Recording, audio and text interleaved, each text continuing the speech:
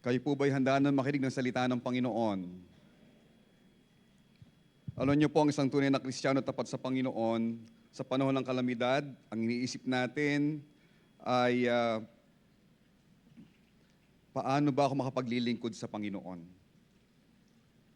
Hindi natin ginagamit na dahilan yung bagyo, yung baha, at gagamitin nating dahilan para di tayo makapanambahan sa Diyos because we have a legitimate condition. Ang isang Kristiyano, ang hinahanap niya, ano ang gagawin ko para makapagpatuloy akong maglingkod sa aking Panginoon. Amen? So this afternoon, kindly open your Bible in the book of Romans, chapter 12, verse 5. We will continue the lessons last Sunday. Romans 12:5. Ako po'y nagagalak na makita kayo ngayong hapong ito, kayong mga tapat sa gawain ng Panginoon. I'm so thrilled to impart to you the message this afternoon. Romans 12, verse 5. Kunariyan na po kayo, ate pong sabay-sabay basahin ang salita ng Panginoon.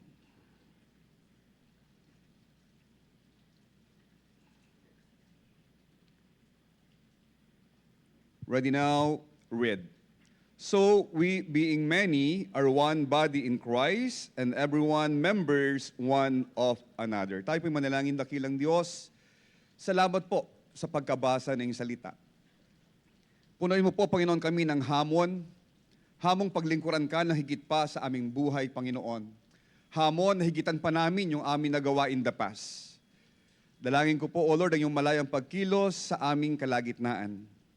Hipuin mo ang aming puso, bigyan mo ng pag-asa ang bawat isa, higit mong batid ang aming pinagdaraanan, Panginoon. Isang linggo, Panginoon, kami, ang mga estudyante, walang pasok, marahil ang ilang sa amin, Panginoon, binaha, pinasok ng tubig ang bahay, kami po'y nahadlangang gawin yung normal na bahagi ng buhay namin. At dalangin ko, Panginoon, kami hamunin mo na magpagamit pa rin sa iyo in spite of na may problema, na may kahadlangan, Panginoon. Kailangan ka namin sa buhay namin, pangunahan mo po, Panginoon, kami sa pangalan ng Panginoong Yesus. Amen. Thank you. Please be seated. Okay. So ang ating pastor po ay nasa lugar po ng Bulacan. Anniversary po nila Pastor Arnes ngayong Sunday. At ito po yung misaheng kanyang iniatang sa atin upang ating pag-usapan ngayong hapong ito. Ito po ay continuation ng ating lesson last Sunday, tinuro po ni Preacher Dante. Ang title po natin ay Using What God Gave You. Using what God gave you. Ang tanong natin ngayong hapong ito ay, may binigay ba sa akin ang Diyos? Because we cannot use anything we don't know or we don't have. Tama? Hindi mo pwedeng gamitin ang isang bagay na wala ka o hindi mo alam na mayroon ka. So first, we need to discover ano ba ang binigay, pinagkatiwala sa akin ng Diyos. And then, when I found out, I discovered it, then I need to decide. I willingly decided ipapagamit ko to sa gawain ng Panginoon. The Bible says in Romans 12:5, gayon din naman, tayo'y marami, ngunit nabubuo sa iisang katawan ni Kristo at isa't isa'y bahagi ng iba. Okay. Ang layunin po ng ating mensahe ngayong hapong ito ay magamit ka ng Diyos sa gawain niya. Pakinabangan ka ng Panginoon. At mangyayari lamang po iyan once you discover your place in the ministry. I want you to discover what God gave you. And once you discover it, use it for God and work well with others. So ang tanong, ano ba yung pinagkatiwala sa akin ng Panginoon? Ayon po sa ating lesson, what you are is God's gift to you. Kung sino ka ngayon, regalo sa iyo ng Diyos yan. Okay? what you do with yourself is your gift to God. It is a Danish proverb. Okay? The first part, what you are, that's God's part. Ang Diyos ang lumikha sa atin. We cannot question God, Lord, ba't mo ko ginawang ganito? Okay? Ba't ganito ang itsura ko? Ba't ganito ang katawan ko? Ba't ganito ang build ko? Ba't ganito ang ability ko? We cannot. It is God's gift to us. Kung ano man ang itsura mo ngayon, regalo sa iyo ng Diyos yan. Ano man ang meron ka ngayon, regalo sa iyo ng Diyos yan. That's God's part. What you do with yourself, with what you have, is your gift to God. Tayo mga tao, we are so convenient. We are always on the receiving end. All of us are recipient of God's grace. At namuhay na tayo ng ganyan, we are always ask the Lord, Lord, give me, give me, give me, and we want always on the receiving end. Tayo tumatanggap ng pagpapala. Kapatid, what you do with what you have is your gift to God. Ikaw naman na magbigay sa Panginoon. Ikaw naman na magpagamit sa gawain ng Diyos. Ipakita mo sa Panginoon, Lord, salamat po. Binigyan mo ako ng boses para kumanta. Binigyan mo ako ng kamay para kumamay. Binigyan mo ako ng bibig para mag-soul winning. Binigyan mo ako ng tinig para umawit. Binigyan mo ako ng ganitong karakter, a people person, para mag-win ang tao sa Panginoon. Lord, salamat po. This is my gift to you. I will use it. Ilan po sa atin ang naniniwala na pwede kang gamitin ng Diyos sa gawain niya? Sino po sa inyo, baliktarin ko yung tanong, and answer me, sino po sa atin ang hindi pwedeng gamitin ng Diyos sa kanyang gawain? Hindi pwede. God cannot use me in His ministry. Why? I don't have anything. I lack everything. Can you raise up your hand? Hindi ako pwedeng gamitin ng Diyos sa gawain. Meron po ba? Think it over. With thousands of abilities given by God to us, sa tingin mo merong isa dyan ipinagkatiwala sa iyo ng Diyos? Meron bang Kristiyano na wala, totally, zero, walang kakayahan? Sabihin natin, siya ay able na hindi magamit dahil zero ang binigay sa kanya ng Panginoon. Next question. Sino sa inyo ang tingin ninyo wala kayong puwang sa ministry? Wala kang puwang. Wala kang pwedeng paggamitan. Hindi ka marunong mag-ayos ng bulaklak. Hindi ka marunong kumanta. Wala kang liderato. Alam nyo, if you want to check your leadership, if you want to be a leader, simple lang po ang pag-check. Look on your shoulder. Tingnan mo yung balikat mo. If nobody is following you, you're not a leader. When you look at your shoulder and somebody is following you, you are a leader.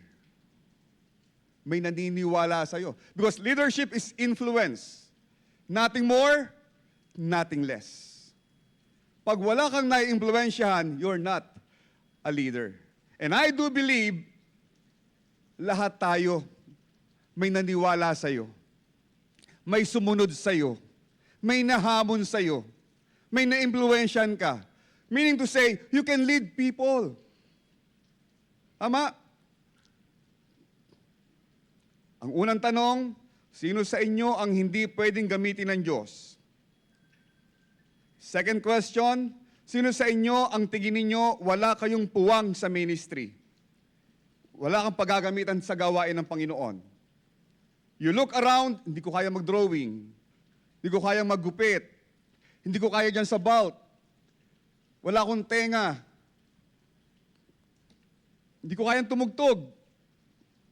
Hindi ko kaya magbukas ng pintuan. Hindi ko kaya makipagkamay to become a greeters. Hindi ako pwedeng gamitin ng Diyos.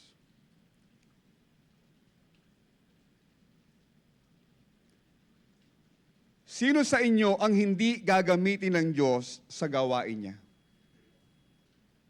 Meron ba? Meron ba? If all answers sa aking mga tanong, wala nagtaas ng kamay, we do believe, we have the ability, we have the talents, we have the knowledge para pakinabangan tayo sa gawain ng Panginoon. Even though how small that act is. Amen?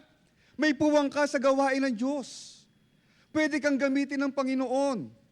Ang kailangan lang, you have a willing heart. Magdesisyon ka lamang. May puwang ka rito. Bibuild ang ministry para sa tao. Para magamit tayo. You will exercise what you have here. Dito mo ibabalik yung regalo mo sa Diyos. Lord, here am I, use me. Doon dapat panawagan natin. Bilang isang simbahan, mga minamahal, tayo po ay nagkakaisa. We are one to another sa ating binasa. And everyone members one of another. We affect each other. We need each other. We support each other. Ang simbahan, ang eklesiya, binubuo po ng mga miyembro. It cannot work alone. Nobody can work alone. We need collectively work together. Kasi church po tayo. Meaning to say, kailangan natin ang bawat isa. Pag hindi mo pinagamit, Sister Amor, yung kakayahan mo sa gawain ng Panginoon, ninakawan mo kami ng pagpapala. Dahil hindi ka nagpagamit. Dinaya mo kami. Na dapat ikaw ang magpupuno ng kulang na to, hindi mo pinagamit. Kailangan natin ang bawat isa. Yun lang presensya mo. Alam mo what is the greatest ability ng isang tao? You know what is that? Our greatest ability starts with letter A. Come on, Shane.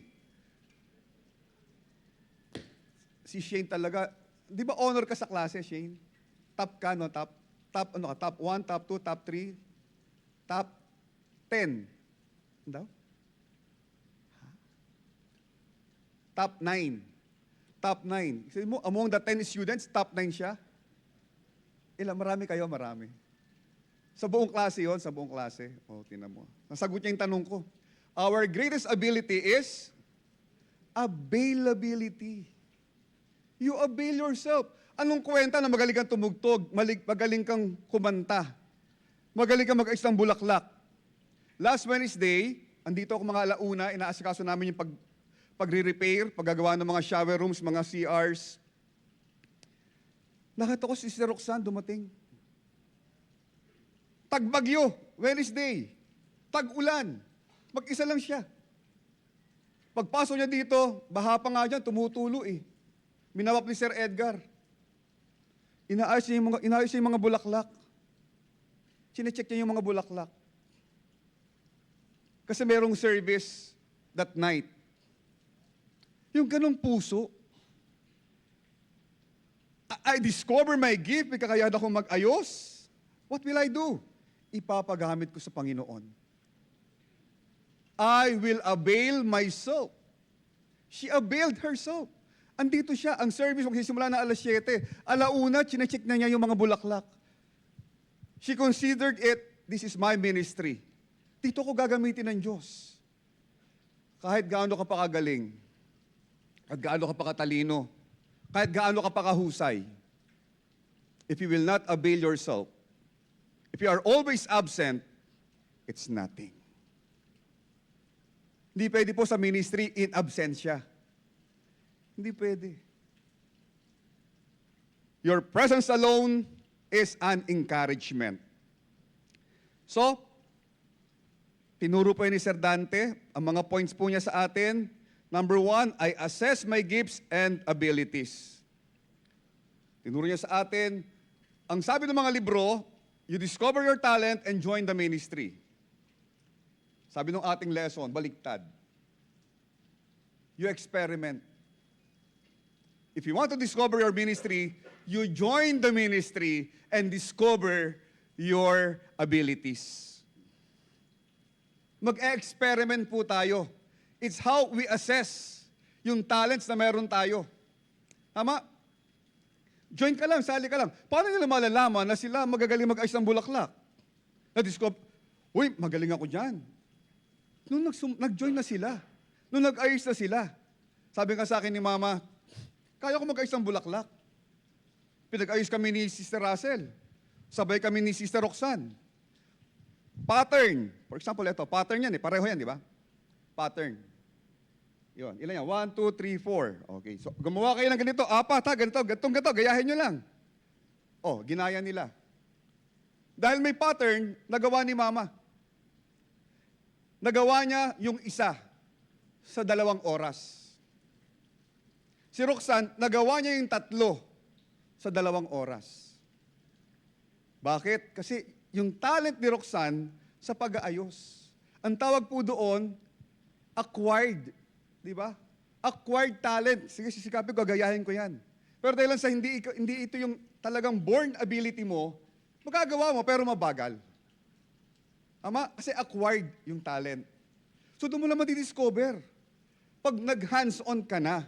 Ang problema sa atin, we are so critical, we are so perfectionist, ayaw mo mag-join, titignan ko muna. From A to C, I will plan. Ako meron akong ganyan tendency. Yung pagiging perfectionist. Pag gagawa ko ng isang bagay, paplanuhin ko muna lahat from A to C. A, B, C, D. Sa tagal ng plano, hindi ko na masimulan. May mga ganun tao eh. Yung mga tao naman, may mga tao naman na, oh, sugod ang sugod. Simulan na natin yan. Kaya iniiwasan ko yung nauubos yung oras ko kapaplano. Kasi ayoko magkamali. Na-realize ko, part pala ng buhay ang pagkakamali. Lahat tayo magkakamali. Tanong ko kayo ngayong hapong ito. Sino sa inyo nagkamali na? Taas ang kamay. Walang perpekto. Lahat tayo nagkakamali. Tama? It doesn't mean nagkamali ka, hindi ka na pwedeng gamitin ng Panginoon sa gawain niya. Tama? Dahil you can learn from your mistakes. Anong dapat mong gawin? You go to the scoring station, ang sabi sa amin, you get the pen, you check the score key, you correct your mistake. Lalagyan mo ng X. Huwag niyo kayo demerit, baka nakalimutan ko ha. Correct. Yun lang ang buhay. That is life. Lahat tayo nagkakamali eh. Ama, some mistakes are so crucial.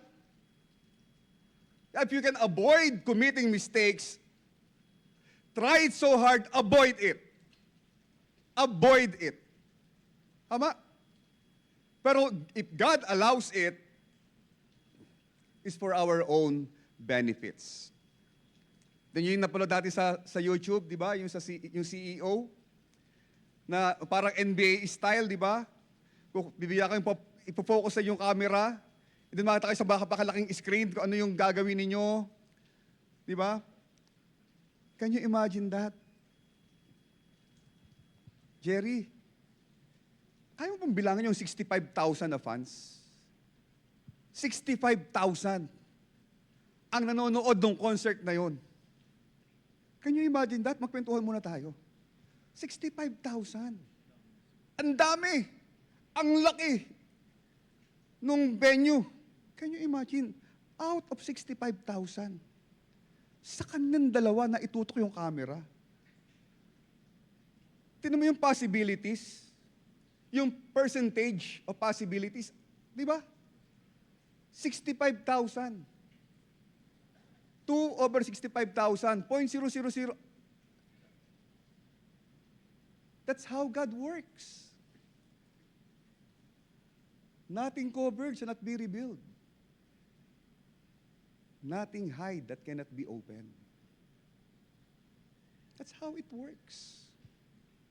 If you can avoid sinning against God, huwag mong hayaang mailabas ka sa limelight. Kasi sinabi na ng Bible yan eh. Di ba? Yung itinago mo sa dilim, ilalabas ng Diyos sa liwanag. Akala mo, Jemar, nakalusot ka? Nako, it's not. Akala mo, Joshua, na itago mo? Oh, it's not. Akala mo, Johans, nakaisa ka? Oh, it's not. Akala mo, Brother Wilson, wala nakakaalam? Oh, it's not. Huwag nating antaying ibulgar tayo ng Diyos. Hanggang mabait sa atin ang Panginoon. Wayne, Mark, Jerry, hanggang mabait sa atin ang Diyos. See the light and not the pain. Sabi sa akin sa ating pastor, ba't ka nagbabago? Because you are in pain? You feel the pain? You feel the heat? O you saw the light? Kaya tayo may preaching. For us to see the light. Ano ba yung mali sa buhay ko? Mula sa ilaw ng salita ng Panginoon, ipakita mo sa akin, Diyos, yung pagkakamali ko para magbago ako. Hindi ka magbabago kasi nasaktan ka lang. Kasi nahuli ka. Kaya sabihin mong, sorry po, di ko na po uulitin. Huli na. Alam mo, magkano yung sweldo ng CEO? $500,000 a month. Sa isang iglap, few seconds, boom! Pinakita sa camera. Bilang nakayakap na gano'n yung CEO doon sa babae. Dahil concert, biglang napabitaw, yung babae napayuko. $500,000 po yun a month. Can you imagine that? Huh? Are you ready na mawala sa'yo yung pinaghirapan mo? Dahil sa isang kasalanan ayaw mong bitawan. If I regard iniquity in mine heart, the Lord will not hear me. Nothing covered, that shall not be revealed. Nothing hidden, that shall not be open. Salita ng Diyos yan. Matthew 10:26 po yan. Hindi mo pwedeng dayain ng Panginoon. Akala mo na itago mo, naisahan mo? No, it's not. Huwag mong hayaang ibulgar ka ng Diyos sa liwanag. Pag nakita mo yung liwanag, lumuhod ka na sa Panginoon. Magsisi ka na sa Diyos. Humingi ka na ng tawad sa Panginoon. When I got saved, lahat ng bisyo ko binitawan ko. When I got saved. When I got saved, isa lang, Helen, ang pinangako sa Panginoon. Iikot ang buhay ko, trabaho, simbahan, bahay. Tatlo lang. Trabaho sa Reynolds, sa Cavite. Simbahan dito. Umuwi ako pag Sabado, doon sa amin sa Binyan. Balik uli ng Linggo. Doon lang umikot ang buhay ko. Ang barkada ko, mga tiga-simbahan na. Mga minamahal, if you are willing to take the risk, go on. Go on. Baka isang pagkakamali mo, isa lang. Sinubukan mo lang. Doon ka pa binulgar ng Panginoon. Oh my. Sabi nga ni Preacher Jeff kanina, yung mga nagkakasala, yung mga pagdating sa laman, sa flesh, they are the most selfish people. You know that? Pag inuna mo yung laman mo at the expense of your family, ano sabi niya? Pag gumawa ka ng kasalanan, hindi lang ikaw naapektuhan. Lahat ng tao nakapaligid sa'yo. It's more than one. Pag may asawa ka, may anak ka, pamilya na naapektuhan. At yung kalaguyo mo, may magulang din yan na nasaktan. Tama? May pamilya din yan na nasira. Those who live in sin are selfish people. Anong sabi ng Bible?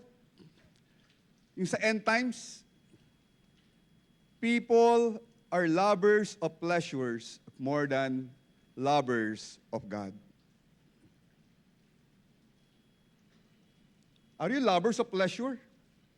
Sarili mo lang ba ang mahalaga sa'yo? Kasiyahan mo lang ba ang mahalaga sa'yo? Mahalagahin mo rin mo.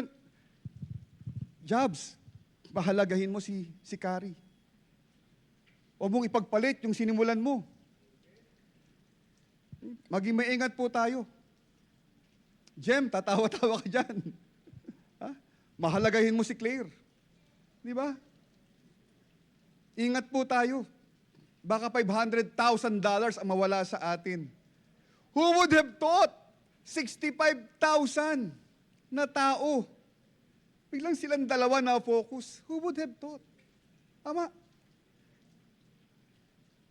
Ingat po. You saw the light or you feel the heat? Kailan ka magbabago? Tinuro sa atin ni Sir Dante na kailangan po natin mag-experiment para malaman natin yung ating abilidad, yung ministry na kung sa tayo may involved. At pag nalaman mo na yan, kailangan natin mag-build ng winning team. Okay? At sa winning team, kailangan natin ng cooperation, kailangan natin ng communication, kailangan natin ng change, kailangan natin ng commitment, at kailangan natin ng isa pa. Contribution. Alam mo, ang mano sa akin doon yung communication. Yung communication, sabi, problema, for us to have a winning team, kailangan we communicate. Mahalaga ang communication.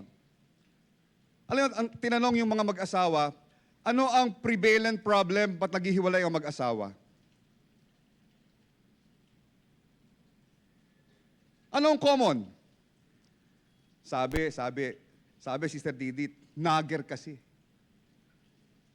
Sabi naman nung babae, may bisyo kasi. Sabi na naman ng babae, nangaliwa kasi. Sabi naman ng babae, sinungaling kasi. Ang sabi naman ng lalaki, tamad kasi. So may problema. Ang pamilya, ang pagsasama. Tama? Correct. Ang sabi ng psychologist, problem is prevalent sa family.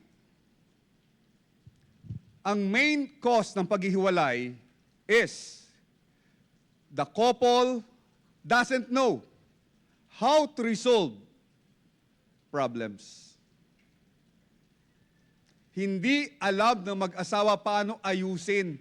Prevalent na, may problema talaga. May magluloko talaga. May mag-aaway talaga. May lalabas na talagang pangit na ugali. Ang pag-aralan natin, how to resolve.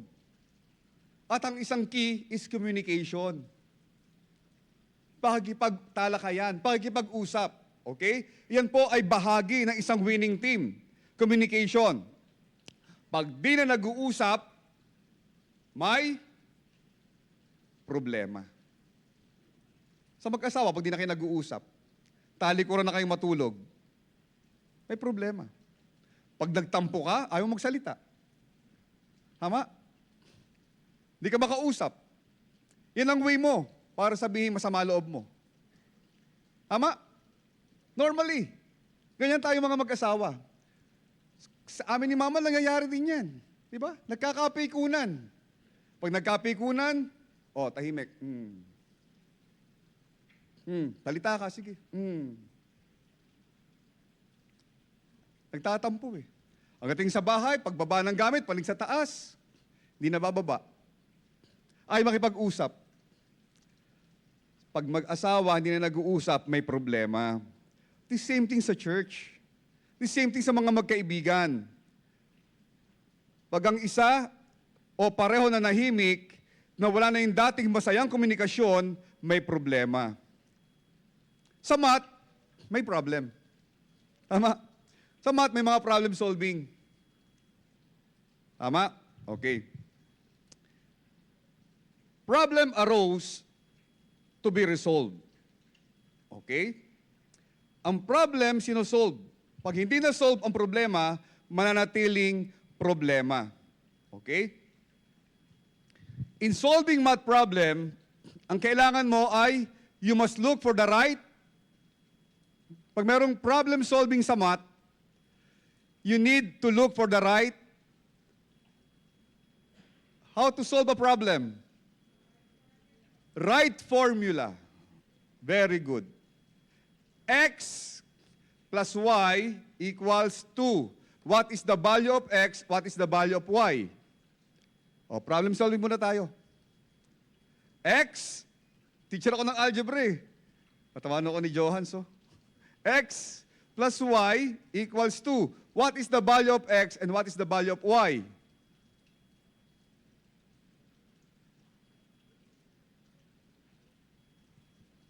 Uy, X plus Y equals 2. Ano yung value ng X? Anong value ng Y? Sumagot na naman si Shane na naman. Talagang top talaga to si Shane. Top 9 talaga to. 1. X equals to 1. And Y equals to 1. 1 plus 1 equals 2. So may formula kang gagamitin to solve a certain problem. Tanong, pag mali ang formula, masosolve mo ba yung problema? No, it's not. The same thing sa pamilya. The same thing sa organisasyon. The same thing sa pagsasama. Bumagyo, tumulo ang bubong. Kailangan ayusin. Tama? Dahil pag di mo inayos, patuloy na tutulo, patuloy kayo mababasa. The same thing. Kailangan tama yung formula natin. Kaya hindi kayo nag-uusap, may problema. Until now, di pa rin kayo nag-uusap. Pero anong simula naman, masaya kayo nag-uusap. Maayos naman lang yung komunikasyon, magkaibigan naman kayo, but all of a sudden ngayon, hindi na. Kasi may problema. Tama? Gusto ko nga makipag-ayos eh. I tried everything para maayos eh. Ayos na ba? Hindi pa rin. Bakit? Ang sabi nung isa, hindi ako makikipag-usap. Ayoko. Pag mali ang formula, hindi masosolve ang problema. Pag ginamitan mo ng subtraction, yung relationship, 1 minus 1 equals 0. Kinancel mo na siya sa buhay mo. Church 2, we should not cancel anyone. Family 2, we should not cancel. Part of the family. Pamilya tayo dito. Hindi pwedeng magtanggalan. So, subtraction, tanggalin natin ang operation. Lagyan natin ang multiplication. What is the value of X? What is the value of Y? Multiply. 1 plus 1 equals? 1 plus 1. 1 times 1 equals? 1 pa rin. Minultiply mo. Tama. Ichinismis mo, ikinalat mo, lumaki yung problema, lalong dumami. Nasolve ba yung problema? No, it's not. Naghanap ka na ng kakampi. Sabi natin, division. Let's try division. 1 over 1. 1 divided by 1 equals? 1 pa rin. Kinancel mo, 1 over 1, cancel, cancel, equals 1. Pag kinancel mo kapatid mo, mananatili kang nag-iisa. We are members one of another. Kailangan natin yung bawat isa. Anong ating gagamitin operation? Addition. Pag may problema, 1 plus 1 equals, kailangan natin ng bawat isa. Apply the right formula. Pag hindi na-solve ang problema, wrong formula ginamit mo. Pag hindi na-resolve yung problema, wrong formula ang ginamit natin. Can we prolong the problems that we have, the relational problem that we have? Hanggang kailan kayo mananahimik? Naapektuhan na ang ministry? Alam na ng lahat, hindi kayo nag-uusap. Alam ng anak. Alam ni bunso. Tatampuhan si daddy at si mami, hindi nag-uusap. Alam ng katulong, alam ni Inday. Hindi mo itatago kay Inday. Nagdabog. You look for the right formula. Communicate. Kailangan natin nakikipag-usap. Hindi pwedeng hindi. Sa communication, kailangan trust, respect, honor one another. Huwag kang matakot to settle things. Kami mga tatay, hirap na hirap kami magsalita ng I'm sorry. Jem, very common ba sa'yo magsalita ng I'm sorry? Madali ba sa'yo, Jabez, madali magsalita ng I'm sorry? Sa'yo ba, Coach, madali magsabi ng I'm sorry? Mahirap sa amin. To admit that we are wrong, siguro we will think it over many, many times. Amin na ba? Magsusorry na ba ako? Magsusorry na ba ako? Our pride tells us, hindi, wag, tama ka. Ang problema natin mag-asawa, tama si Mister, tama si Mrs., pero hindi sila magkasundo. Pero pareho silang tama. Walang may mali. Pero hindi sila magkasundo. Tama? Communicate. Makipag-usap. Tatay, hindi kawalan ng pagkalalaki ang umaming mali tayo. If you want to preserve the family, if you want to preserve the relationship inside the family, learn how to say, I am sorry. Ipagpapalit mo yung relasyon mo sa salitang I'm sorry, dahil sa yung pride, na hindi mo malunok. Ang kapalit niyan, talikurang pagtulog, hindi pag-uusap, talikuran, simangutan, walang peace sa loob ng tahanan. Oh, Kristiyano ka na po. Saved ka na po. May salita na po tayo ng Diyos. Learn how to resolve problems. Use the right formula. Okay? Secondly, tinuro din ni Sir Dante sa atin, I consider how to use what God gave. I consider my heart and my personality. Kailangan consider mo, ano ba yung tibok ng puso mo? Ano yung personality mo? Are you introvert? Are you extrovert? To look for your shape. Then thirdly, I examine my experience and extract the lessons I have learned. How to use what God gave? I examine my experiences and extract. Mula doon sa mga experiences ko, ilalabas ko, i-extract ko yung mga lesson na natutunan ko. Lahat tayo mayroong experiences. May bad, may good. May sad, may happy moments. Tandaan niyo po ito. There are no wasted experiences. Wala po. Pag yan, hinayaan ng Diyos, dumaan sa buhay mo, may paggagamitan ang Diyos. Kahit gaano pa kasakit yung experiences na yan. Gaano man kalungkot yung naranasan mong yan. Moses told the Israelites in Deuteronomy 11 verse 2, Deuteronomy 11 verse 2, participate, kindly read. Deuteronomy 11 verse 2, ready now, read.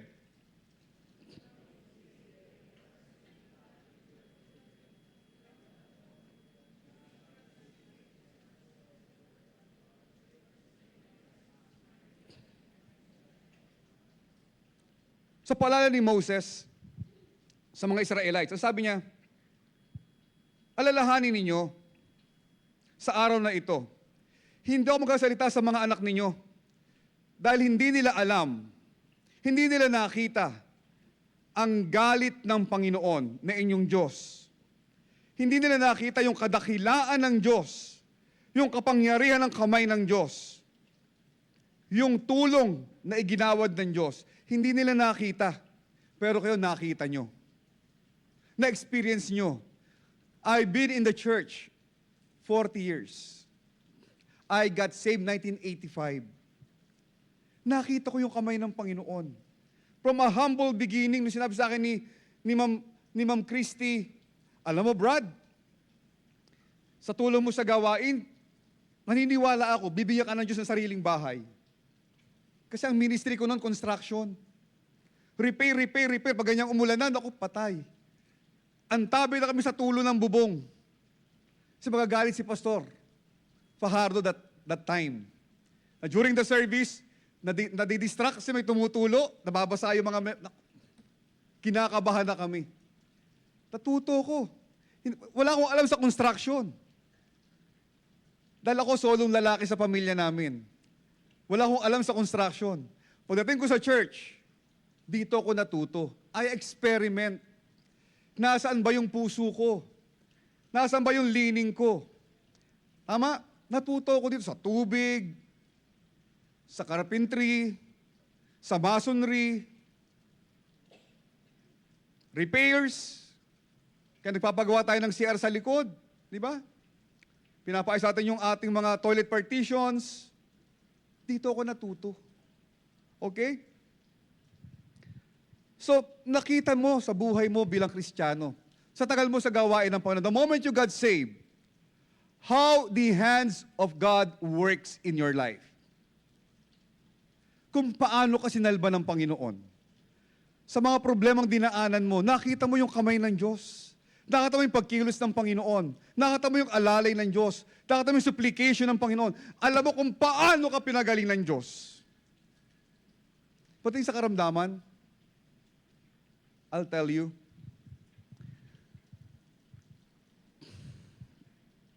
tayong mga tao, ginagaya natin ang sistema ng sanlibutan, nagpapakahirap ka para kumita ng pera.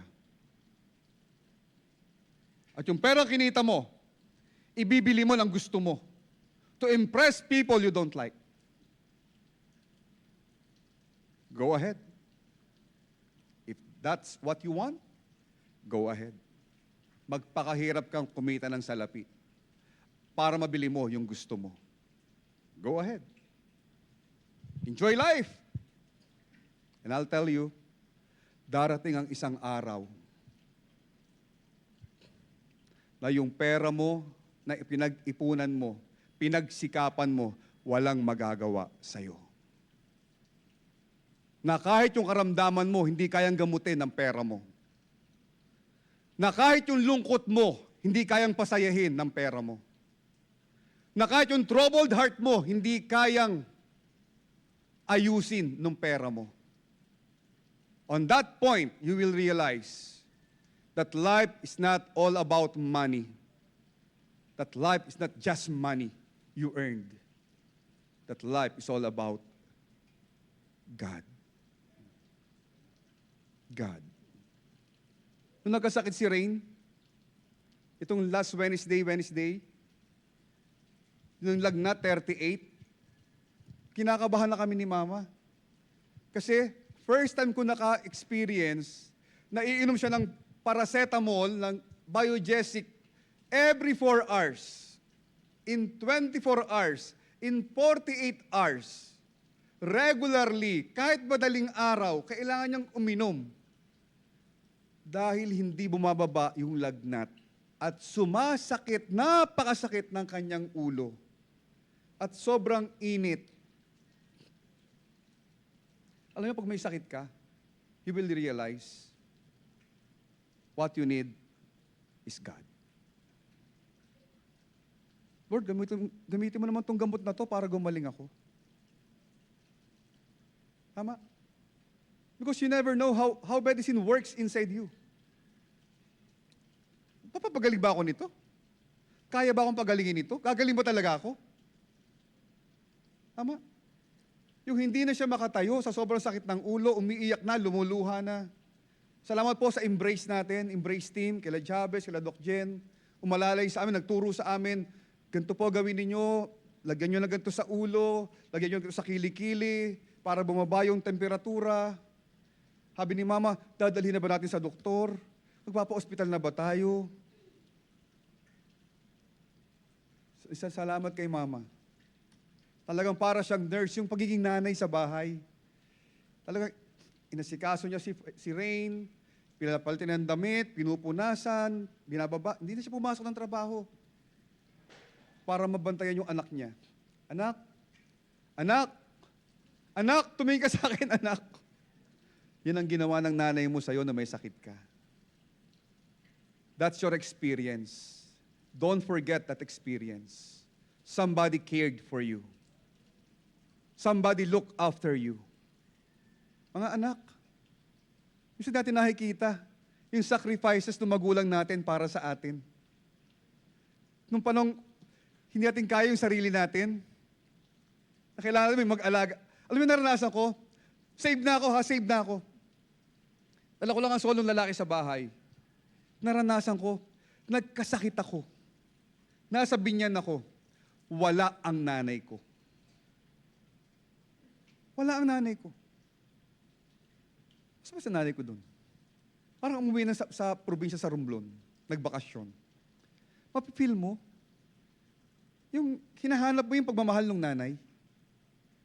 Hinahanap mo yung aruga ng nanay. Yung pagkanlong ng nanay.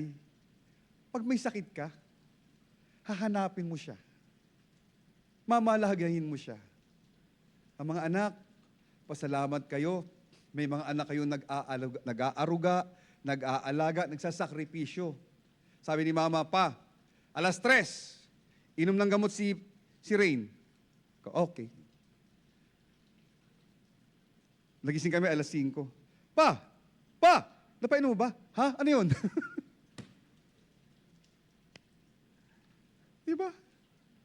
Yung pagmamahal. Pag nagkasakit ka, marirealize mo, hindi pera, Diyos. Diyos. Babalik tayo uli sa Panginoon. Examine your experiences and extract the lessons you have learned from it. Huwag mong itapon. Forgotten experiences are worthless. Pag nakalimutan mo na, yung mga ginawa ng Diyos sa buhay mo, yung kabutihan ng Diyos sa iyo, yung kamay ng Diyos na kumilos sa buhay mo, it's a worthless experience. Kaya mahalaga po na meron tayong spiritual journal ng buhay natin. Si Paul po nag-aalala na yung mga believers sa Galatia ay baliwalain yung pain na kanilang naranasan. In Galatians 3:4, ang sabi po ni Apostle Paul, ladies read, Galatians 3:4, ladies read.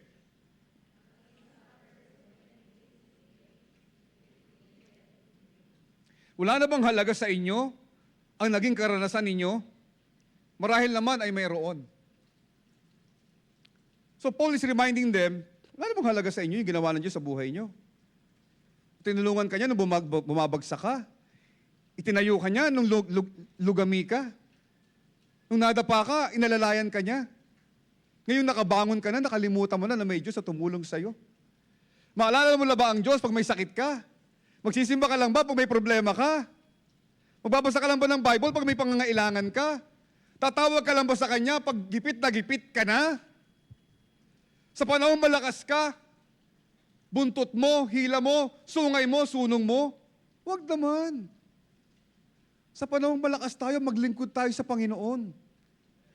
Ubusin mo ang lakas mo sa Diyos. Amen? Why? Napakabuti ng Diyos sa iyo. Ang bait ng Panginoon sa atin. Huwag natin siyang alalahanin lamang pagkakailangan natin siya. Gusto kong ma-realize mo, Jerry, kailangan mo ang Diyos sa araw-araw ng buhay mo. We tried many things in life. We failed. Why not try God? Ba't mo naman subukan ngayon ng Diyos? Hindi solusyon yung pagpapalayo, yung pag-alis, pagtalikod, hindi yan ang solusyon. Ang solusyon, hindi ko hahanapin sa ibang lugar, sitwasyon, tao o kayamanan man, ang lahat ng awa, biyaya, na tanging kay Kristo ko lamang, wala nang iba, sa Kanya lang. Biyaya.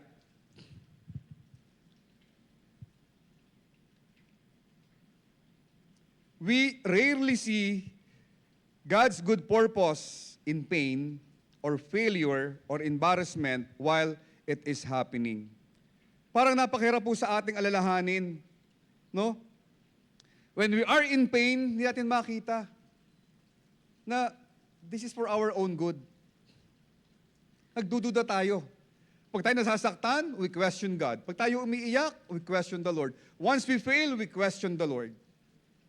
We never thank God in times of failures. Si Abraham po, sinong asawa ni Abraham? tinanong ko kay Sir Dante kanina eh. Sino asawa ni Abraham, Sir? Si Sarah. Sino anak nila? Clue. Tagalog ng one. Isa. Isaac, yun. Si Isaac, galing. Pakuha niyo, may clue lang ako ng isa, no? Si Isaac. Okay. Anong sabi ng Panginoon? You offer Isaac as a burnt offering. Offer him. Tanong, nung inutusan ng Panginoon si Abraham to offer Isaac, nagdududa ba ang Diyos sa pananampalataya ni Abraham? I want to test your faith. Nagdududa ba siya? Totoo kaya ito si Abraham sa kanyang pananampalataya. Kapatid, dadaan ka sa pagsubok ng buhay, kagaya ni Abraham. Kailanman po, hindi nagduda ang Diyos sa pananampalataya ni Abraham. When God ordered Abraham to offer Isaac, it doesn't mean, I doubted your faith. Pag dumada ka sa pagsubok, Brother Ronnie, hindi ibig sabihin nagdududa ang Diyos sa pananampalataya mo. For 25 years, Abraham waited for Isaac. He is true to his faith. He exercised patience. 25 years. Ang pangako, magkakaanak ka. He waited faithfully. So, when it comes to faith, Abraham had true faith. Pero ang tanong, bakit sinubok? Para patunayan kung ang pananampalataya ni Abraham ay genuine o peke. Madali magtiwala sa Panginoon pag maganda ang sitwasyon. Madali magsimba pag maayos ang lahat. Ang dali magpuri sa Panginoon. Lord, salamat po sa blessing. Lord, salamat po sa promotion. Lord, salamat po sa increase. Lord, salamat po sa good health. Lord, salamat po sa opportunity. Ang daling magpuri sa Panginoon sa magagandang bagay sa buhay natin. Pero sa panahong tayo ay sinusubok, under test ang ating faith, can still say, praise God. Dadaan ako, papatunayan ko sa Panginoon, totoo ang aking pananampalataya. Pag sinubok ng Diyos ang pananampalataya mo, titindig ba yan? Mananatili ba yan? Ngayon, maayos pa ang lahat. Walang sakit. Maganda ang negosyo. Maganda ang kita. Maganda ang grades. Pag sinubok ka ng Diyos, pwede ba wala nang subukan?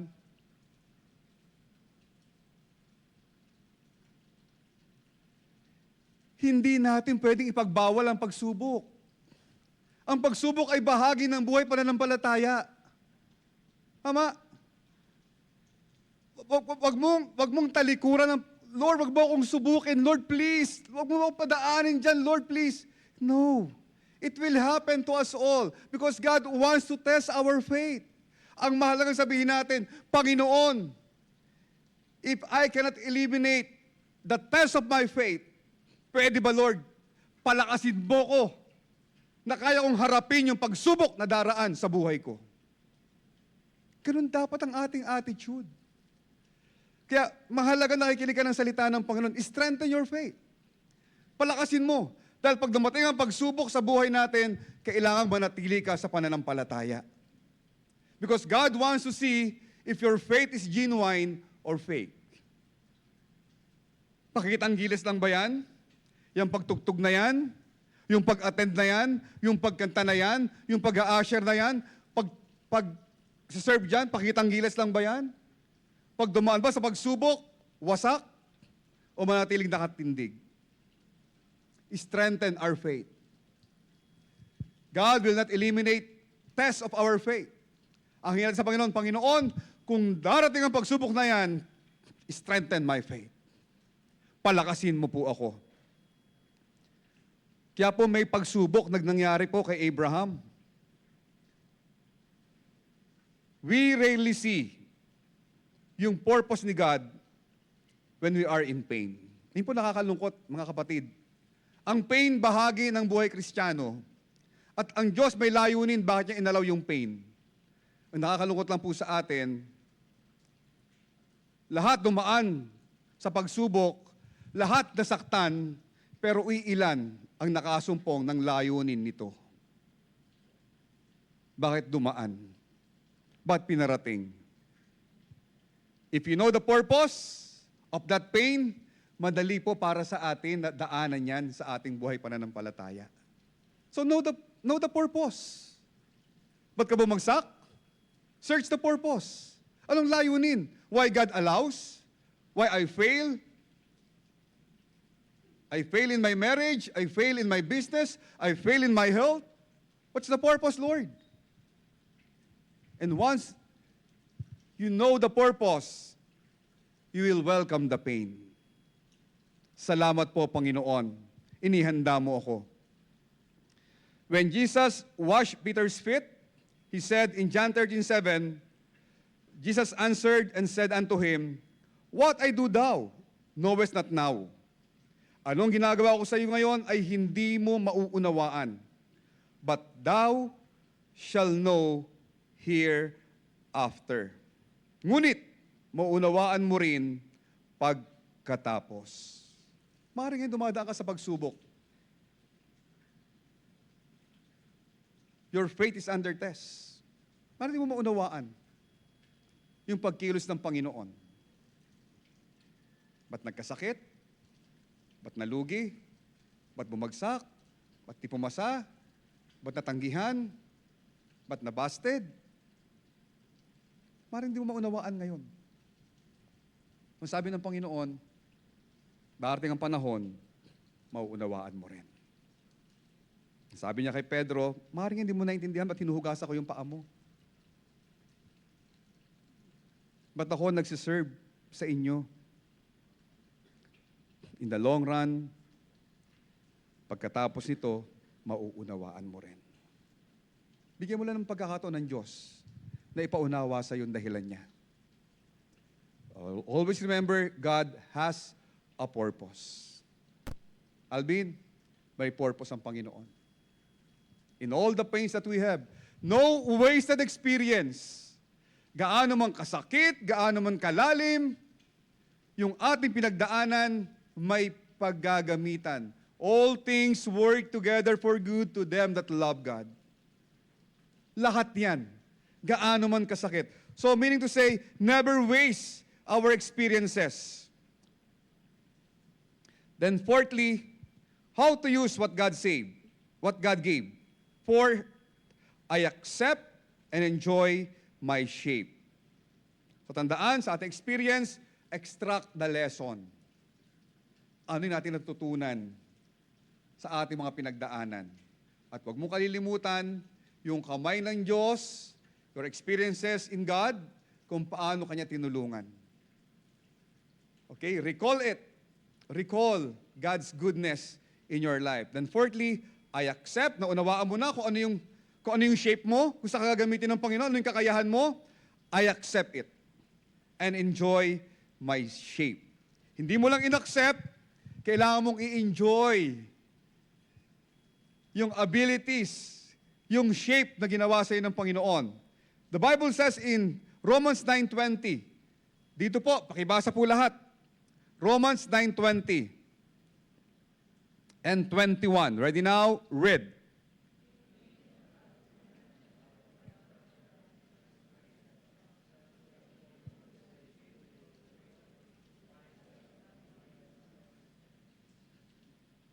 So dito tanong, ikaw na tao,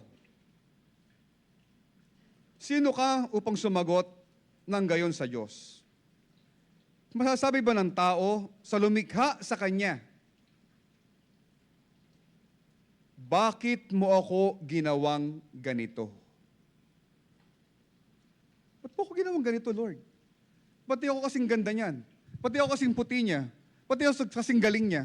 Ba't ito pagkakagawa mo sa akin? Anong sabi ng verse 21? Wala bang karapatan ang magpapalayok na gumawa ng isang kasangkapang mamahalin at isa namang kasangkapang mumurahin mula sa isang limpak ng luwad? Wala ba siyang karapatan? Di ba niya kontrolado to? And you will question him? Meaning to say, mga minamahal, lahat po tayo created being of God. Kung paano niya ito nilikha, it's up to him. It's his decision, not ours. Ang kailangan lang natin, igalang natin ang Panginoon kung paano niya tayo nilikha. Kung anong kakayahan nilagay niya sa ating sarili. Kung paano niya tayo gagamitin. It's one way of saying, Lord, salamat po, nilikha mo ako. Huwag tayong kagaya ng maraming tao. They question God, nilikha mo akong babae pero meron akong pusong lalaki. We should not. Gusto ko nakapalda ako, ba't kailangan ko magpantalon? We should not. Kaya nga po, abomination yan sa harap ng Panginoon. Pag sinabi mong, hindi ako dapat lalaki, dapat babae ako, you are questioning God. You are questioning the Creator. Ba't po ako nilikhang ganito? Katawang lalaki, pusong babae. Ba't mo ako nilikhang ganito? Katawang babae, pusong lalaki. Kaya nga may third sex. Sila yung third. Lord, kulang ang gawa mo. Ginawa mo lang male and female, nakalimutan mo yung third. Nagkamali ka. So you're telling to a sovereign God, to an omniscient God, na nagkamali siya ng pagkakagawa sa'yo. Kaya mga kapatid, kailanman di pwede magkamali ang Diyos. Kung ginawa kanyang babae, say amen. Kung ginawa kanyang babae, say amen. Kung ginawa kanyang lalaki, say amen. Nagkamali ba ang Diyos sa'yo? Kahit nagkamali ba ang Diyos sa'yo? Nung nilikha kanyang lalaki? Hindi. Kapag pakalalaki ka, nagkamali ba ang Diyos sa'yo, nilikha kang babae? Hindi. Kapag magpakababae ka. Kasi pag hindi, you are questioning God. Ba't mo ko nilikhang ganito? Nagkamali ka, Lord. Kaya nga abomination yan. Kaya nga ang Sodom and Gomorrah sinunog, tama? Because of that. They're telling, God, you did wrong. This is your wrong product. Kailanman po hindi pwedeng magkamali ang Diyos sa pagkakalikha sa atin. Amen? So, pag nilikha kang lalaki, you act as male. Kung nilikha kang babae, you act as female. Hindi nagkamali ang Diyos ng pagkakagawa sa iyo. Okay? Kung ano man po ang meron ka na binigay ng Panginoon sa iyo, anumang talento yan, anumang kakayahan yan, pagpasalamat mo sa Panginoon. Okay? Because all of us are shaped sovereignly, determined by God for His purpose, so we should not resent it or reject it. Instead of trying to reshape ourselves, gusto natin i-reshape, ayusin yung ating sarili, baguhin yung ating sarili, to be like somebody else, you should celebrate the shape God has given only to you. Ephesians 4:7. But unto every one of us is given grace, according to the measure of the gift of Christ. Sabi sa Tagalog, ang bawat isa sa ating binigyan ng tanging kaloob ayon sa sukat na ibinigay ni Kristo. Bahagi po ng pagtanggap ng ating shape is recognizing your limitations. Meron talaga tayong limitasyon. Pag tinanggap mo yung pagkakalikha sa'yo ng Panginoon, may kakulangan talaga. Hindi pwedeng nasa lahat nasa iyo. Nobody is good at everything and no one is called to be everything. Wala po. We all have defined roles here on earth. Si Pablo po, tinawag ng Diyos para mangaral sa mga Kanino tinawag si Pablo? Kanino siya tinawag? Para mangaral sa mga? Dalawa lang yan. Israelites or ano sa Tagalog, sa English nung ano? Hentil. Ano sa Tagalog, sa English yun? Gentiles, yan, Gentiles. So, Israelites, Gentiles. Saan tinawag si Paul? To preach for? Sa mga Gentiles. Yan ang role niya. Yan ang trabaho niya. At si Pedro ay tinawag para mangaral sa mga Israelites. Saan nakalagay yan? Galatians 2:7.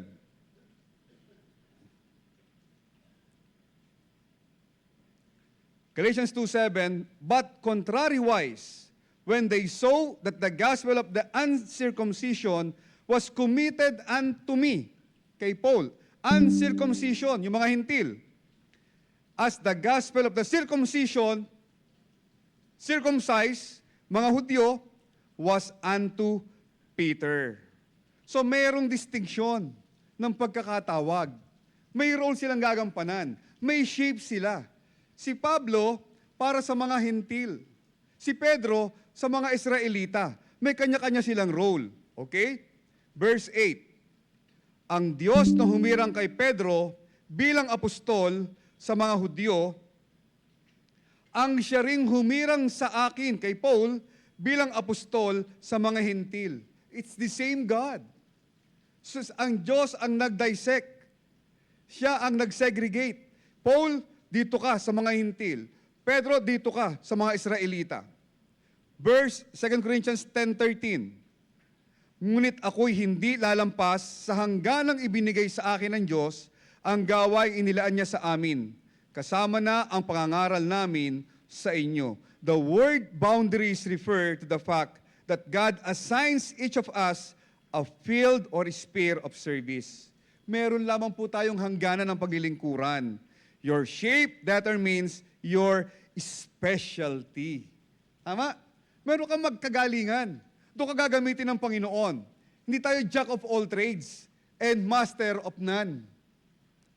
Nung nilikha ka ng Panginoon, mayroong seed of greatness na nilagay sa puso mo kung saan kanya gagamitin to the fullest. Meron. Okay? At yung trabaho natin, ating alamin kung saan yan. When we try to overextend our ministry, we reach beyond what God shaped us for, we experience stress. Pag yung boundaries, lumampas tayo, gusto nating kunin yung ministry ng iba na hindi naman nilaan para sa atin, mai-stress po tayo. Sasakit ang ulo natin. Sabi po ng Hebrews 12:1. Hebrews 12:1. Pakibasa po ng lahat. Ready now? Read.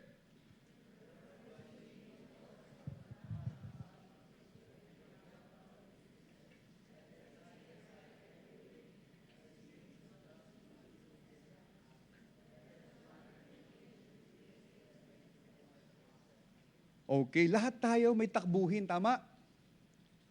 At bawat isa mayroon linya na nakalaan sa atin na ating tatakbuhin bilang mananampalataya. There's a race set before us. Okay? Ang layunin ng race, maabot mo yung finish line. Okay? Dahil may takbuhin ka sa dulo, inaasahan pa na maabot mo yung dulo, matatapos mo. As you run the race, huwag ka mag-focus sa katabi mo. Huwag mong sikuhin yung katabi mo. Focus on your lane. Huwag mong sikuhin yung katabi mong runner, you focus on your lane. Sa gawain ng Panginoon, mga kapatid, we never compete with others. Focus on your lane. Hindi mo competitor yung nasa ibang linya, focus on your lane. Never compete with others. They are not your competitor. Compete with yourselves. Focus on your lane. Never get ahead of others. Get ahead of yourselves. Focus on your lane. Dahil nasiko mo yung katabi mo, pas ganyan sa ministry, di ba? Nagpapaangasan, nagpapagalingan. nag-aapakan, nagtutulakan, para siya ay kuminang, papatayin niya yung kandila ng iba. Tanong ko sa iyo ito. Kung lahat tayo may kandila, tangan-tangan, pag pinatay ko yung kandila mo, Helen, mas liliwanag ba yung kandila ko?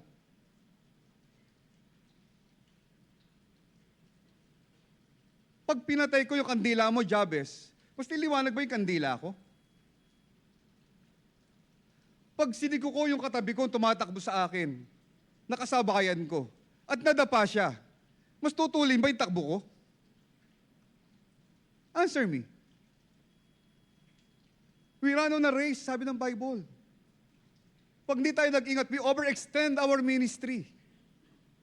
We compete with others. Ang tingin natin, you are my competitor. Dahil sa'yo, napagalitan ako. Ikaw lagi nakikitang magaling. Dahil sa'yo, nagmumukha akong tanga.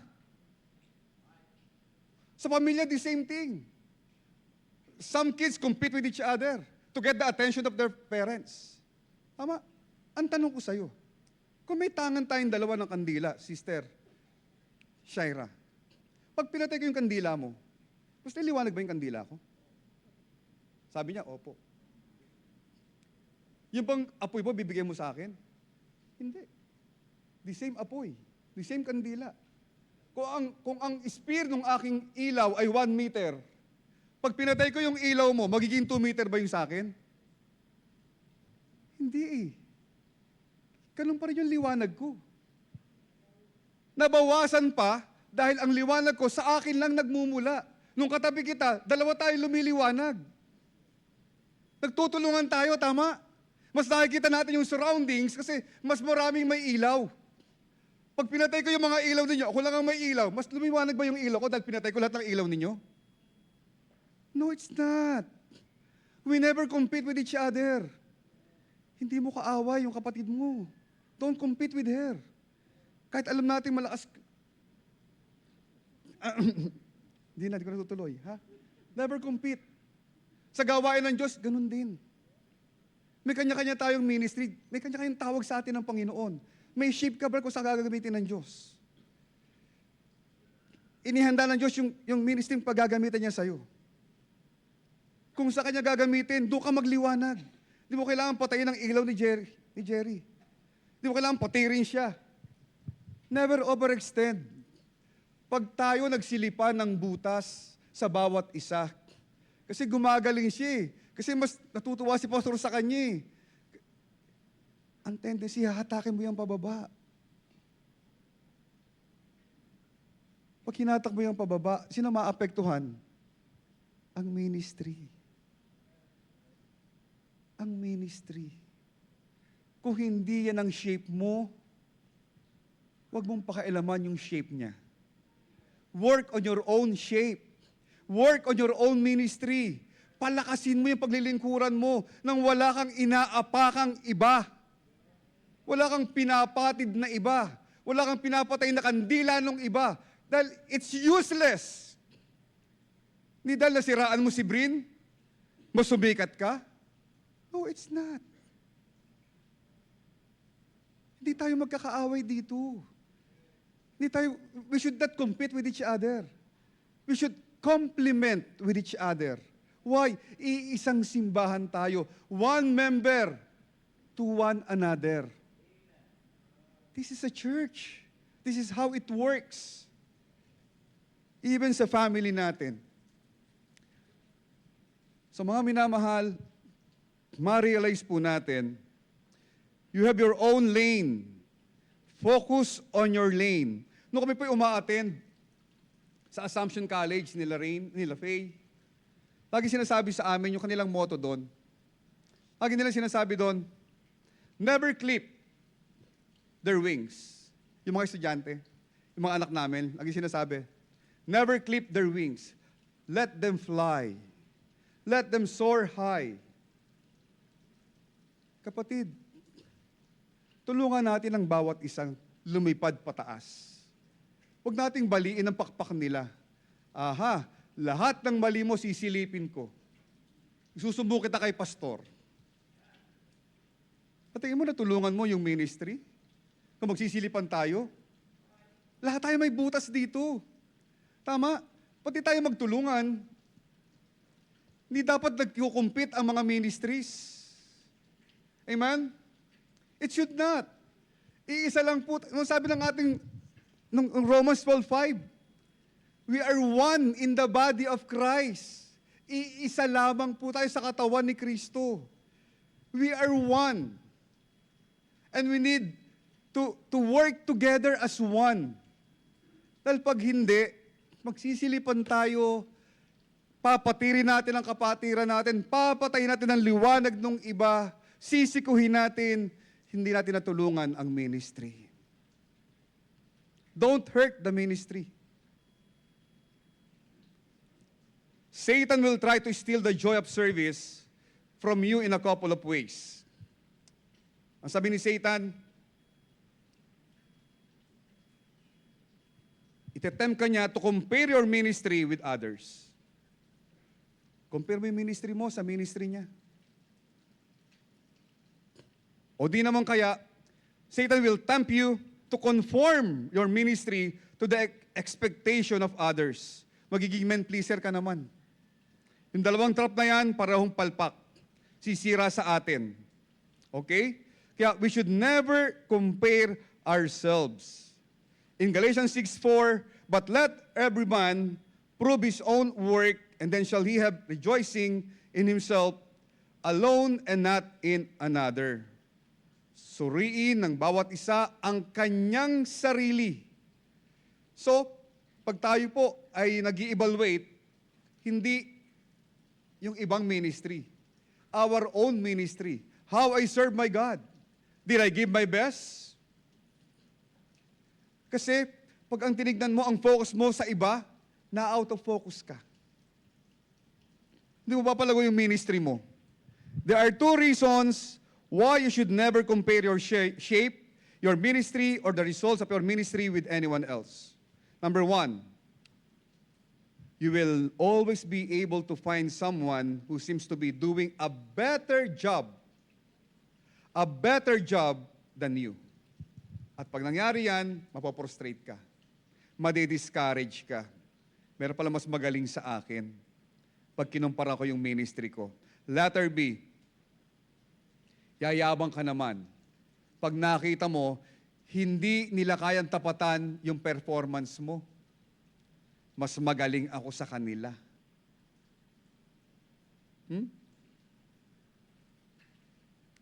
So both 1 and 2 ay maling attitude na mag-aalis po ng ating kasiyahan sa ministry. Paul said, it is so foolish to compare ourselves with other. In 2 Corinthians chapter 10, verse 12, ready now, read.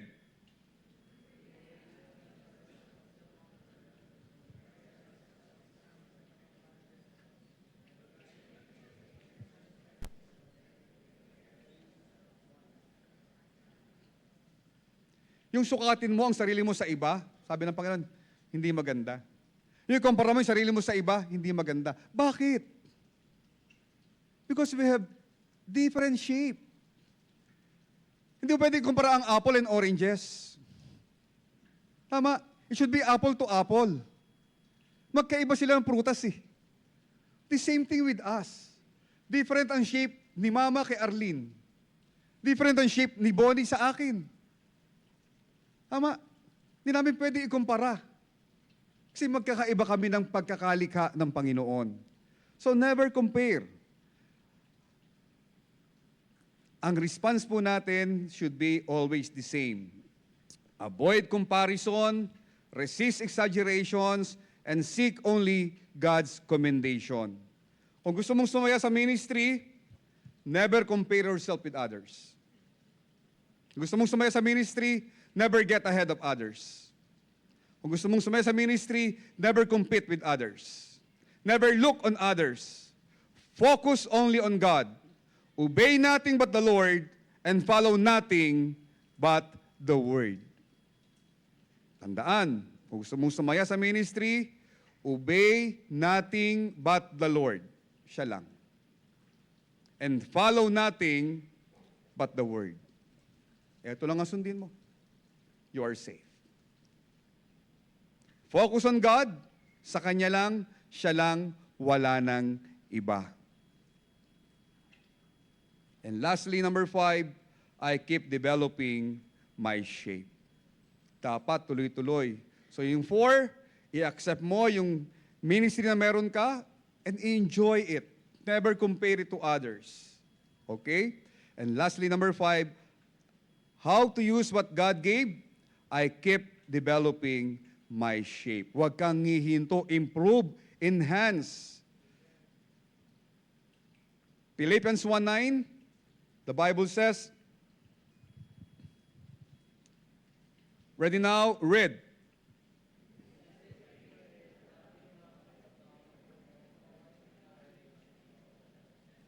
Mag-ibayo ang inyong pag-ibig. Alam mo, yung love, it's immeasurable. It's boundless. Pag minahal mo ang ministry, araw-araw mas mamahalin mo siya. Pag nagpagamit ka, araw-araw nais mong higit pang magamit sa Panginoon. At the age of 59, September, July, August, 2 buwan na lang pala. Graduate na ako ng aking junior years. Senior years na rin ako, mga kapatid. Sama-sama na tayo. Ha? I've been in the church for 40 years. Pero mo sabihin, pahinga ka na. Marami ka nang nagawa. Masigit na yung oras na ginamit mo sa gawain kaysa sa sanlibutan. 40 years ka na nagpapagamit. Can I say to myself, I am satisfied serving my God? No, I'm not. I'm not. I do believe I can do more for my God. Hindi ko pa binibigay yung aking total, full, best para sa Kanya. Nung marinig ko yung sinabi ni Sir Dante na yung isang driver, 3 Bible study on a day. Sabi ko, hindi ko pa nagawa sa buhay ko yung 3 Bible study on a day. I have 5 Bible studies in a week. Pero yung 3 Bible studies in a day, grabe yun . You can say to me, tonight, pwede ka na magpahinga? Napagamit mo na lahat sa Panginoon? Exhausted ka na maglingkod? Matanda ka na? Mga bata naman? Can we say to God, Lord, magsi-60 na ako . Yung tinrabaho ko ng 40 years, baka sapat na. I want to enjoy life. Yung mga kabataan naman ang gamitin mo. Ako, pahinga muna. Can I say it to my God? Sabi ng Diyos, gusto mong pahinga? Halika, punta ka na rito. Gusto mo na magpahinga? Sino sa'yo gusto na magpahinga? Kakuunin ka na ni God. I want to do more for God. And I do believe I can do more for my God. Marami pa akong hindi nagagawa sa gawain ng Panginoon. Marami pa akong bungang gustong abutin sa Panginoon. Gusto ko pa mag-share ng salita ng Panginoon. I want to have established Bible studies, family Bible studies. I want to invest more in soul winning. I want to have discipleship. Sisimulan po natin ang discipleship program ng church. May tinatalakay po kami mga preachers, may mga ideas na pumapasok. We will strengthen our discipleship ministry. And I want everyone, if you value souls, join us. If you love to have fruits, join us. Ang tagal mo na sa ministry. Wala ka pang bunga. Puro ka sausaw, puro ka sausaw, puro ka sausaw. Ang hanapin sa iyo ng Panginoon, bunga. Where are the fruits? Where is your legacy? Invest. I want you to focus on discipleship. Magbubunga tayo. Tatrabahuhin natin yan. Magtatanim tayo, mag-aalaga tayo. Talagang we'll spend time hanggang magbunga tayo sa gawain ng Panginoon. Hindi pa tapos. Lord, hanggat di ka pa tapos sa akin, gamitin mo ko. Lagi ko sinasabi, Lord, salamat po sa pribilehiyo na gamitin mo sa gawain. Kung pwede lang, itali ko kayo lahat at isama ko kayo sa ministry na meron ako. Daling ko kayo every Sunday dito. Isama ko kayo sa mga Bible studies. Maging tapat kayo sa gawain na kung kaya ko lang gawin, kung pwede ko lang gawin. I encourage every one of you, love God more and serve God more. Hindi pa tapos ang Diyos sa'yo. Wala pa tayo napapatunayan. Enhance our gift. Enhance. Lord, 70 na ako eh. 75 na ako eh. Ginamit ko na lahat sa... May edad ba ang paglilingkuran? As long as you can. As long as God allows you to. Serve Him. Enjoy serving God. Kaya, Lord, huwag mo akong haya. Lord, di na ako isay ng yaman ng sanlibutan. Angin ko sa iyo, Panginoon, yamang pangkalusugan. Because I want to serve you more. Panatili mo lang malakas kaming pamilya. We want to serve together. Yun ang hingi ko sa iyo, Panginoon. Yamang pangkalusugan. Because we want to serve you more. Enhance the gift. Enhance the gift. Kapatid, don't be an spectator. Huwag ka lang nakaupo. Huwag ka lang nanonood. Kailangan ka ng Diyos sa gawain. If God is the coach, you have a role on a game. Trust in the Lord with all thine heart. Maring sabihin ng tao, because you fail, you will not succeed. Di ka nakatapos, di ka nakagraduate, you will not succeed. You fail in your marriage, you will not succeed. You are bankrupt, you will not succeed. Your health is ailing, you will not succeed. Inasabihin ng sanlibutan sa'yo. But still, trust the Lord with all thine heart. Yes, we cannot undo your past. We cannot change your past. But God has a better plan for you. It's so depressing to fail, but my God is able to turn your depression into celebration. But my God is able to turn your doubts into confidence. But my God is able, He has the ability to turn being an introvert to become an overcomer. Just trust the Lord. Trust His ways. Trust His voice. Trust His timing. Believe. Lean on God. Depend on Him. And He Himself will direct thy path. Tayo po'y tumayo at tayo po'y mananalangin. Dakilang Diyos, maraming salamat po sa gabing ito. Salamat, Lord, for allowing us to be used sa iyong ministry. Salamat, Lord, for saving us first. And for enabling us, putting us in the ministry. Karangalan po, Panginoon, sa amin na kami iyong pagtiwalaan na magamit mo sa gawain mo. Salamat po sa pribilehiyo mapaglingkuran ka namin, Panginoon. At di po kayo magsasawa na ibigay namin ang aming sarili para sa iyo. Not our age, not our health, not our money could hinder us in serving you. Sa oras na ito, mga kapatid, kailan ka magpapagamit sa Panginoon? May puwang ka ba sa ministry?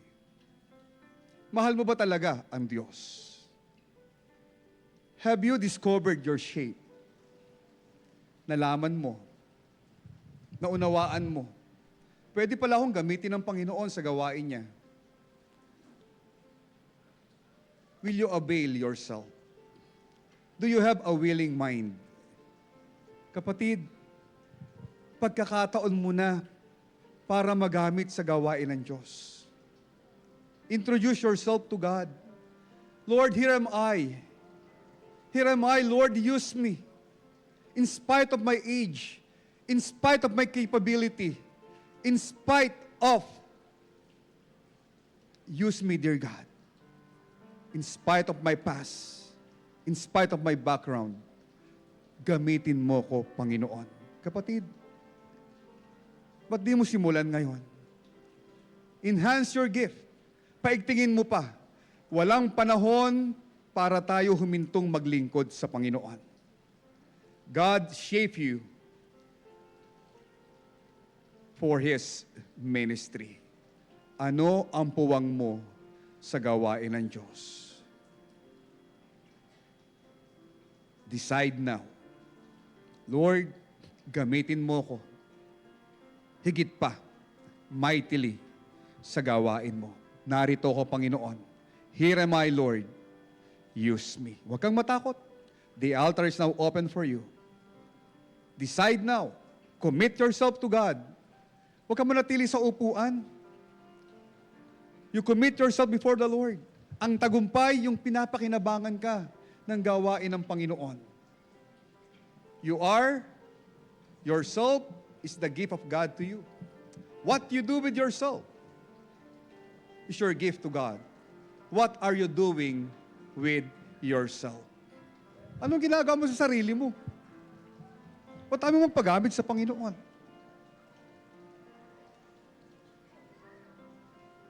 Ibalik natin yung kabutihan ng Diyos sa buhay natin.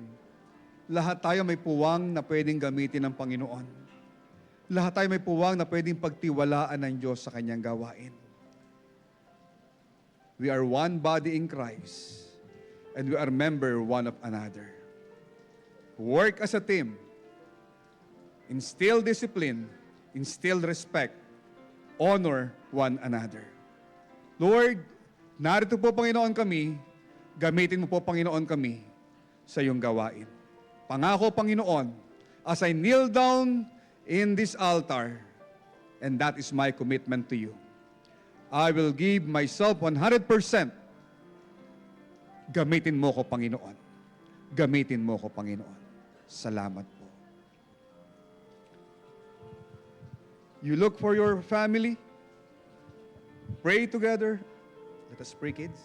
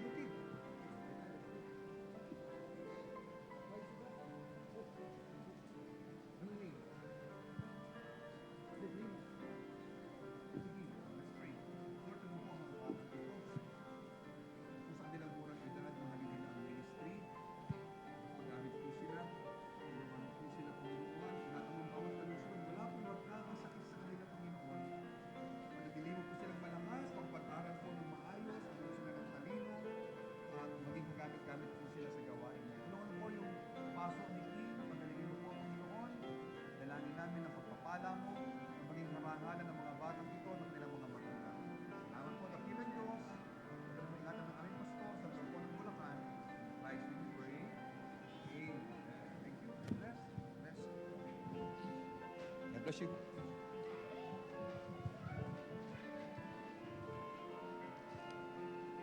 Tayo po ay manalangin. Nagpupuri kami, Panginoon, sa iyo. Maraming salamat po. You complete us, Panginoon. Dinagdag mo sa buhay namin yung mga abilities, yung mga talents, para kami magkaroon ng puwang sa iyong ministry. Pangako namin, Panginoon, mamahalin ka namin. We will enhance the gift that we have mula sa iyo. Magpapagamit kami sa gawain mo. At kami po ay sama-sama that we will work together as a team. We will work hand in hand para luwalhatiin ang pangalan mo. Salamat, dakilang Diyos, for enabling us and putting us in the ministry. Purihin ka, dakilain ang pangalan mo. In Christ's name we pray. Amen.